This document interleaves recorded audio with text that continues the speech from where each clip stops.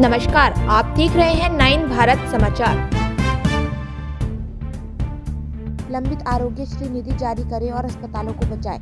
Telangana network hospital association के प्रदेश अध्यक्ष राकेश रेड्डी ने की मांग। तेलंगाना नेटवर्क हॉस्पिटल एसोसिएशन के तत्वाधान में डॉक्टरों ने वरंगल IMA हॉल में एक प्रेस कॉन्फ्रेंस आयोजित की, जिसमें तेलंगाना राज्य भर में जमा आरोग्यश्री बकाया के भुगतान की मांग की गई। कार्यक्रम में एसोसिएशन के प्रदेश अध्यक्ष राकेश रेड्डी, रमेश, विजय चंद्र रेड्डी, नागार्जुन रेड्डी, सुधीर कुमार आदि शामिल हुए। इस अवसर पर बोलते हुए राकेश रेड्डी रमेश ने कहा कि आरोग्यश्री नेटवर्क के सभी अस्पतालों ने 10 जनवरी 2025 से आरोग्यश्री रोगियों का इलाज बंद कर दिया। सरकार से दावे प्राप्त न होने के कारण सेवाएं बंद करने के कारणों का हवाला देते हुए डॉक्टरों ने कहा कि परामर्शदाता काम करने के लिए तैयार नहीं है, क्योंकि अस्पताल उनके परामर्श शुल्क और वेतन का भुगतान करने में असमर्थ है, और आपूर्तिकर्ताओं ने भी अपनी आपूर्ति बंद कर दी है, क्योंकि अस्पताल उनके शुल्क का भुगतान करने में सक्षम नहीं है।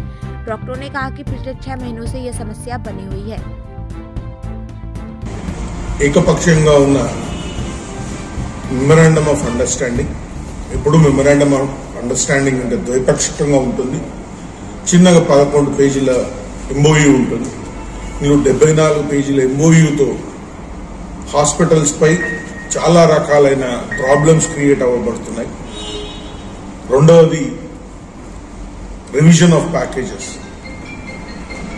ఆరోగ్యశ్రీ పథకం వచ్చిన నాటి నుంచి ఇవాళటి వరకు, అనగా 2008 నుంచి 2024 వరకు అదే రేట్స్ లో సర్వీసెస్ ఇవ్వడం అనేది జరుగుతోంది. దాన్ని ఈ ప్రభుత్వం కొంచెం మెరుగుపరుస్తూ రివిజన్ అనేది మొదలుపెట్టింది. ఆ ప్రివిజన్ ప్రాసెస్ ఏదైతే మొదలుపెట్టిందో అందులో తీవ్రంగా తెలంగాణ నెట్వర్క్ హాస్పిటల్స్ ఏవైతే ఎక్కువగా ఆరోగ్యశ్రీ సేవలు డిస్ట్రిక్ట్స్ లో ఇస్తాయో వాటికి తీవ్ర నష్టం అనేది జరుగుతోంది. అది కాకుండా దాన్ని కంప్లీట్ చేయాలన్నది రెండవ డిమాండ్. మూడవది పేరుకుపోయిన బకాయిలు ఏవైతున్నాయో చాలా ఇబ్బందికరంగా హాస్పిటల్స్ కు తయారయ్యాయి. జీతభత్యాలు ఇవ్వాలనే కానీ, వచ్చిన కన్సల్టెంట్స్ కు మనీ ఇవ్వడమే కానీ, లేకుంటే వచ్చే వెండర్స్ కు ఏదైతే హాస్పిటల్ సప్లైస్ ఉన్నాయో వాళ్లకు బకాయిలు చెల్లించడమే కానీ, ఇవన్నీ ఇబ్బందికరంగా మారుతున్నందుకు పాత బకాయిలు చెల్లిస్తూ ఇప్పటి నుంచి పేమెంట్స్ ఏవైతే ఉన్నాయో వాటిని అక్కడ సరళీకృతం చేస్తూ రెగ్యులర్ గా వచ్చే విధంగా చేయాలని. ఇంకొకటి ఏంటంటే, 4వ ప్రధాన డిమాండ్ ఏంటంటే, ఆరోగ్యశ్రీ అనేది పేదవాడికి ఉన్న పథకము. పేదవాడు అనేవాడు మన డిస్ట్రిక్ట్స్ లో ఉన్నాడు. డిస్ట్రిక్ట్స్ లో మేమందరము ఈ సర్వీసెస్ యథావిధిగా కొనసాగిస్తూ, మాకు ఇబ్బందులు జరిగినా కూడా మేము సర్వీసెస్ కొనసాగిస్తూనే ఉన్నాము. ఈ హాస్పిటల్స్ కు ప్రాధాన్యత ఇస్తూ ఈ ముందు కూడా కొంత ప్రిఫరెన్షియల్ గా బకాయిలు హాస్పిటల్స్ కు చెల్లించాలని విజ్ఞప్తి చేస్తున్నాము. 368 హాస్పిటల్స్ ఎంపానల్ అయ్యండి.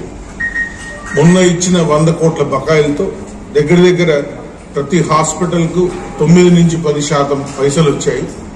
దాని అర్థం ఏంటి అంటే అనదర్ 90% అమౌంట్ రావాలి. సో దగ్గర మా అంచనా మేరకు this will be somewhere between 900 to 1000 crores. దగ్గర 18 to 20 months ఈ పేమెంట్స్ అనేది రావటం లేదు. సో వాటితో కూడా హాస్పిటల్స్ కి ఇబ్బంది జరుగుతుంది.